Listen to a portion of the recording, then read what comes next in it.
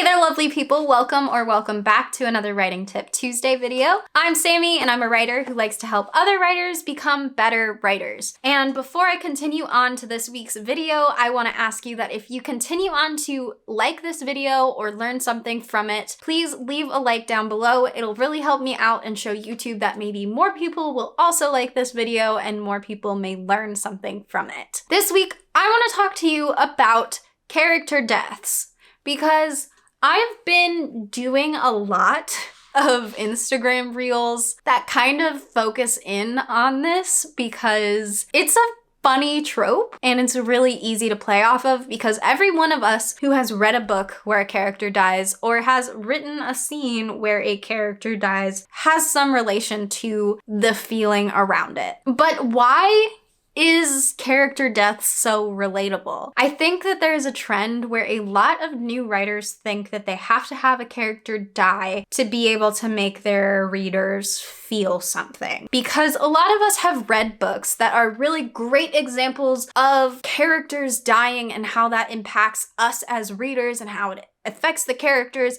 and we want to recreate that in our writing. But that's not the only way that we have to make people feel stuff, and we shouldn't rely on it as much as we seem to. Character deaths are something that is either predictable as a reader or absolutely heartbreaking as a reader. So making it something that we can all sort of draw to make jokes about when it's predictable, or draw onto our own emotions when it's something that was heartbreaking to get engagement for that kinds of stuff. That's why it's so relatable, and how we being me just keep making jokes about it on Instagram. But some of us do actually need to write character deaths in our story. It is something that will strengthen our story in some way. So how do we write believable, functioning, and important character deaths in our own stories? Before you start writing, I would say you have a few steps to get into that. For one,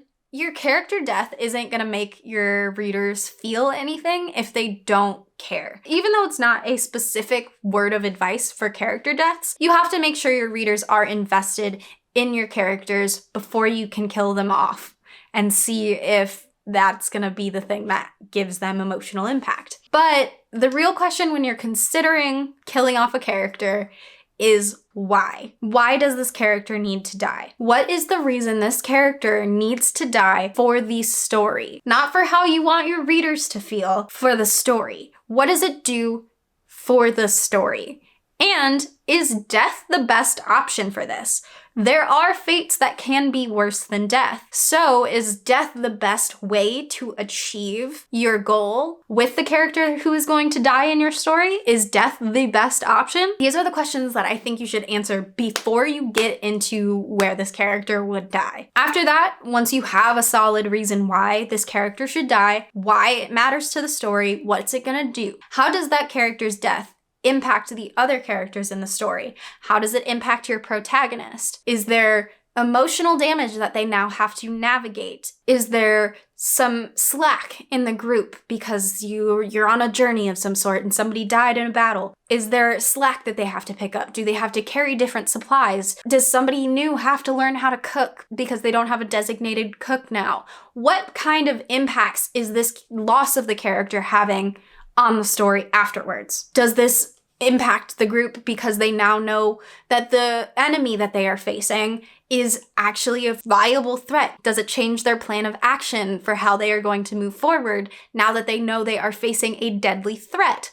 What is the aftermath of this loss in terms of plot? When will this death take place in the story? If it's something that is to show you what kind of enemy you're facing, it could be towards the beginning or middle. If it's something that is going to rip the heart out of your protagonist, you'll probably want that towards the end, after the protagonist and the reader has had the opportunity to interact with that character and grow to love that character and know who that character is enough to be able to miss them and mourn. What point of the story is this happening? How much of an impact will this death have on the story? How much of an impact will the story have on the death? And that's something that is not often thought about very much, that in all of the research that I did for this video, nobody really thought about the timeline that it happens in, because it does make a big difference. If somebody dies in the first chapter, we're not going to feel very much, but if somebody that we've spent 68 chapters of the book with dies, we're going to be upset.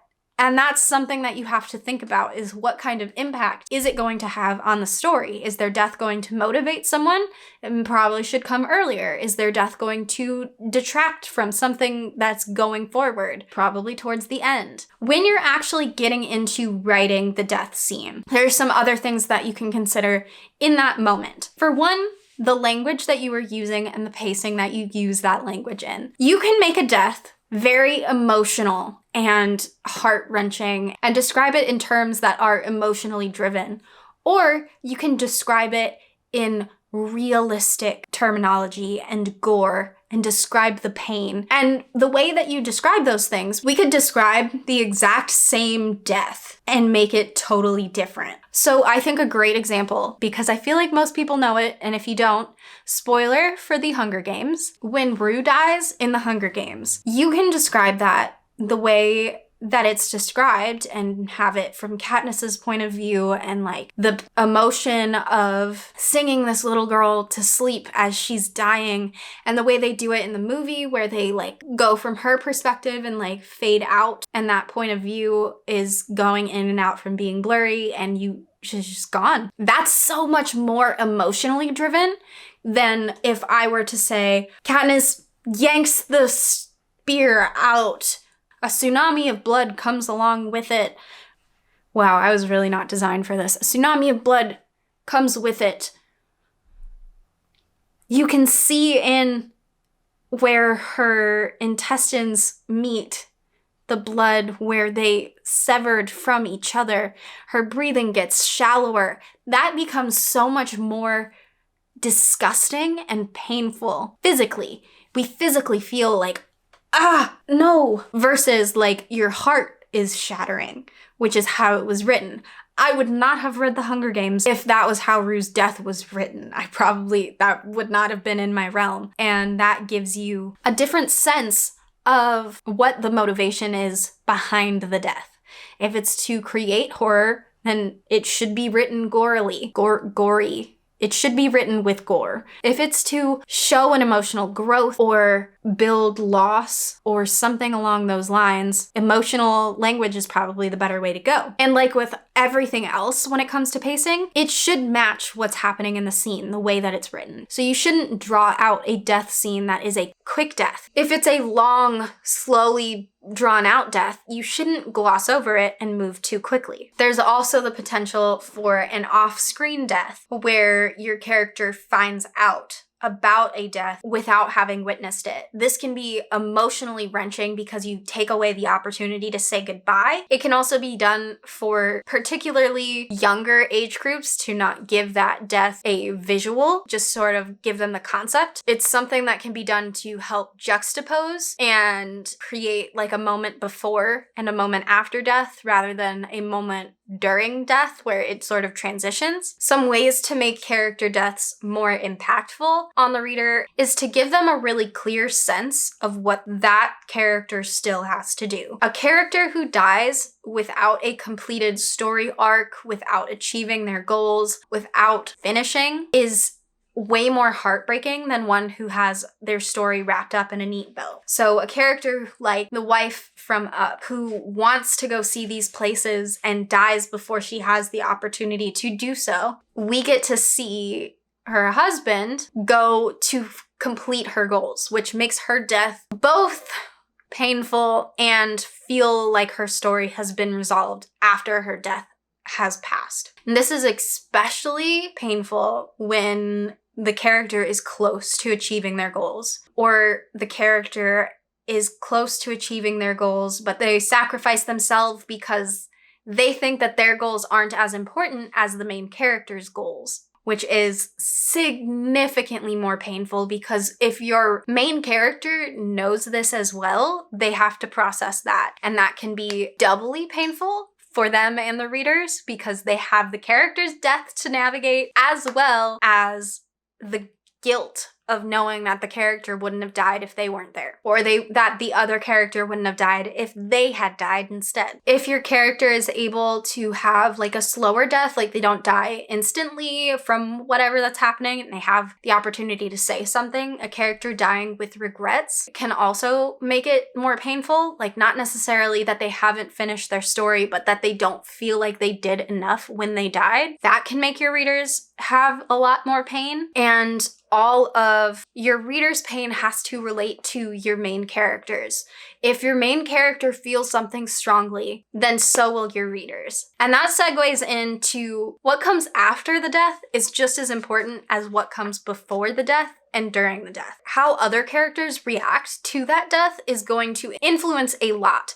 For one, it's going to influence your readers if it's done well. If it's not done well, it'll influence your readers' perspectives on the characters, which could also be done well, depending on what you're doing. How your main character reacts to another character's death will give a lot of inference into who their character is. If their best friend dies and they can't do anything about it, they can't whatever, and they're over it in a week, we're gonna assume that that main character is a psychopath.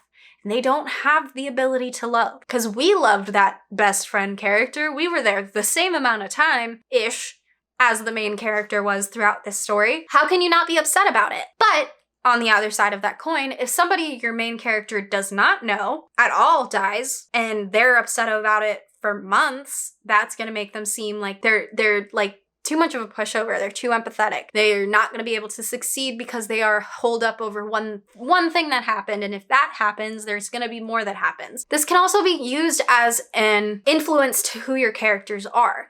Me, as a person, I'm very empathetic. I cry when people die that I don't know. I do that very often. It's kind of annoying and a reason why I don't often watch the news. I am so empathetic to other people's loss that I will cry over strangers. I'll get over it in like a day, but I will be upset about it. And that's something that you could put into a character. If your character has strong empathy for others, you can put that in. Just don't overdo it, you know? If your character has been taught not to cry because of toxic masculinity and how men don't cry or whatever, and they have to process their grief in a different way that doesn't necessarily look like they're processing their grief to me, who cries over strangers, it's still giving insight into the character. It's giving insight that the character does not believe that they can cry, that they're allowed to cry. They have to figure out, I'm gonna go punch a tree. Whatever it's gonna be, that's their way of processing their grief, that's different than mine, will influence my understanding of that character. Not necessarily something that's bad because I'm more empathetic than them, it'll just be, why are they processing grief that way? So you'll influence your reader's understanding of how they should feel, as well as how they will feel about your character and what they understand about your main character and how they process death. If the character that dies is a core member to your story, how does the story change after their death? This is super important because we have to feel their loss, and so do the other characters that are still alive in the story. Do they have to learn how to maneuver faster? Do they address that their friend is gone? Do they address the loss? How do they maneuver that? How do they mourn their friend? If they're in the middle of a dangerous quest that they need to get out of this dangerous magical forest or whatever to get somewhere safe, how do they mourn? How does mourning impact them? When does it hit them that their friend is gone forever? How does this impact their progression? Do they change their goals to achieve what the dead character wanted to achieve? Some important things to remember when you are wanting to write a character death that I think are the main key takeaways from everything that I have found about writing character deaths and everything that I want you to get out of this video are: the reason why your character is dying is more important than how they die, when they die, where they die, and all the rest of it. It is just the why. The why is what's going to make that impact. The pacing of the scene where characters dying should match the pace of their death. Don't rush it if it's a slow death. If it's a quick death, don't drag it out. Avoid cliches and melodrama. Don't make your characters freak out and scream, no, and like curse the gods or whatever is going on unless it makes complete sense and it doesn't make it corny. This can make it incredibly funny for character death scenes instead of really giving that impact that's what you want out of it. The moment before and the moment after death happens or death is discovered in some cases has a great potential for juxtaposition. If they're having a great time, everything is going well, and then people die, seeing that contrast between before and after can make that impact slightly larger. If you're having fun and then somebody tells you your best friend is dead, oh, it hurts a bit more because you see all of their joy leave. An incomplete character arc can cause the reader to feel the loss of the character more in some cases, especially if they are invested in that character's arc. Make sure that death is the right option for your story. Make sure that that is the best way to get this point across. The reason why has to be achieved through death. There's nothing else that would make that happen because there are other routes you can explore that can be a little bit more reversible and can be worse than death itself. So make sure that death is the best route for your story and you're not just doing it to poke some feeling into your readers. Make sure, speaking of reversible, that if you're gonna bring a character back to life, it makes sense.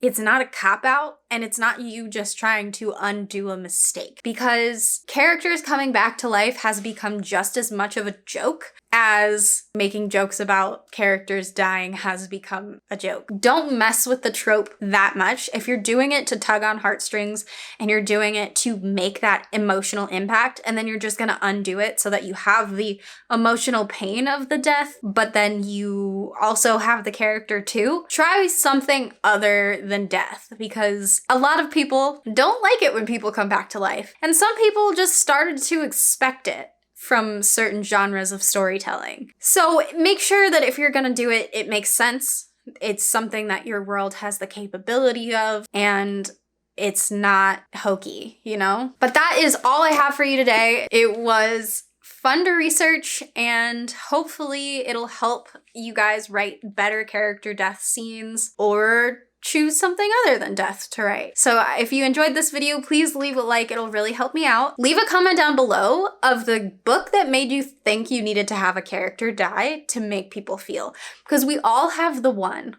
We all have one. So let me know, because mine was probably Bridge to Terabithia. If you don't want to miss any of my uploads, hit that subscribe button and the notification bell next to it. I will be here every Tuesday and Saturday for a Story Study Saturday and Writing Tip Tuesday. So I will see you again on Saturday.